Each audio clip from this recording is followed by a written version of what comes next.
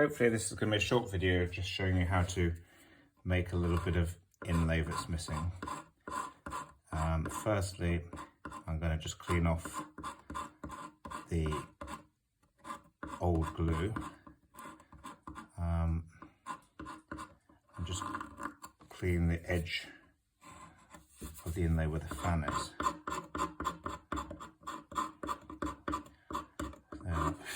That's given us a nice line. Right, I've got some veneer, which I suspect is sycamore. Anyway, it's quite light, so it will be perfect for matching in. So I get a pencil and just mark out how long it needs to be. So from that point to that point. So I'm going to cut it off there. I'll try and do this all in camera, but some of it perhaps I won't be able to. I've got a Dazuki slotting saw, which is my saw of preference because it's very gentle. And then I'm going to cut a nice clean line. Oops, that didn't work that one. So let's just have another go.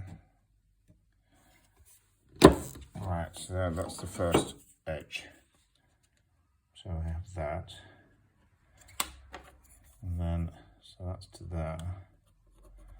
And then I've got to make it so it goes to that point there. So what I'm going to do is put it right into the, just cut across there. That probably, I mean, I can see where I'm going.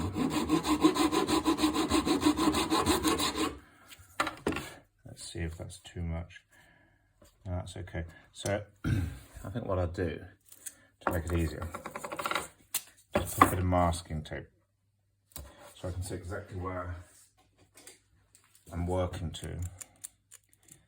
And then I'm going to get a pen.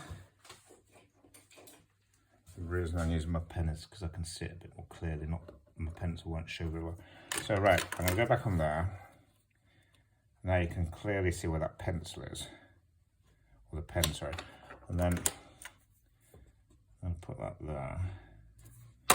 And then I'm going to just cut from the very tip to there, and hopefully that will be perfect. I did sharpen my chisel prior to doing the video, so I mean, that seems to go quite well, doesn't it? So now we've got to cut out the little shape that goes from there to there. Put it a little bit. It's probably a little bit more up, isn't it? So it goes like that. I'll probably do that on the bandsaw, but if you had a gouge that's the right size, that'd be perfect.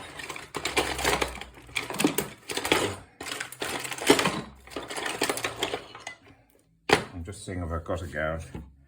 This one might do it actually. It's close. So let's just have a go.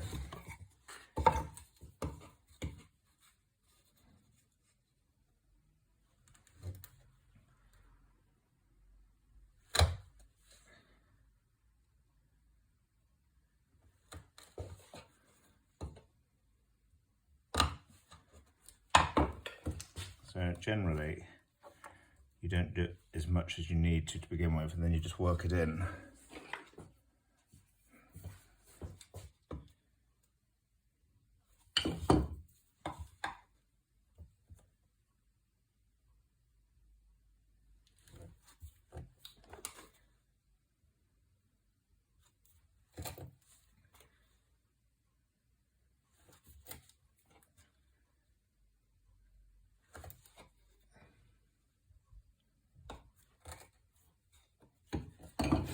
I haven't quite got the right size gouge, which is a shame. You see that? It's pretty good, isn't it? It's nearly there. Just a tiny bit more off that and it will be fine. So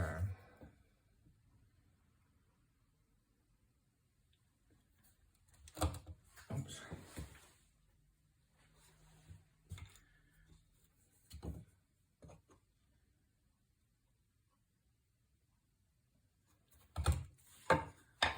Let's see how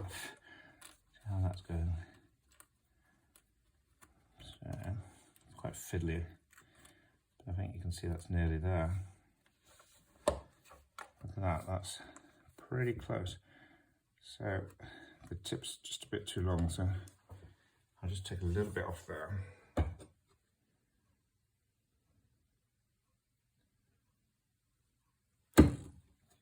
And there we are, so that is pretty good, isn't it? Right, so I'll do one more, and that will be done. So I'm going to get a new edge, because the edge from the other side is probably a little bit angled. So again, I'm going to put it up against the fan, and this time I want both the points showing for me. Well, actually the one point's obvious, isn't it? Because that's where the last one was. So I'll put it right against it and check that the line closes, which it has. And then we'll go to there. This chisel's very sharp, so I'm not really even needing to use a mallet to hit it. Which obviously if it wasn't sharp I would have to. That's made a bit of a dodgy cut, to be honest. But there we are, it seems to have worked. So I'm just going to draw the shape again of the, it's about that. Quite often if you don't get it exact, and see, my gouge isn't the best gouge for doing this, but if you do multiple cuts, you can build it up. It doesn't have to be exactly the right curve, but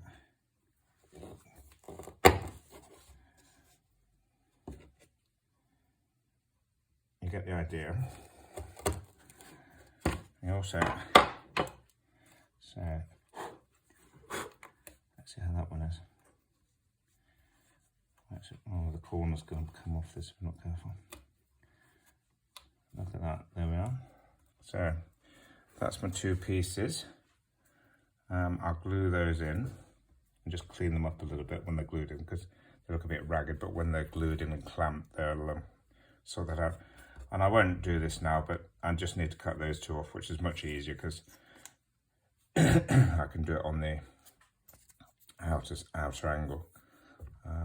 Anyway, thank you for watching. I will post pictures of this table when it's finished, so you can see how well this has come out, and I will post a close-up.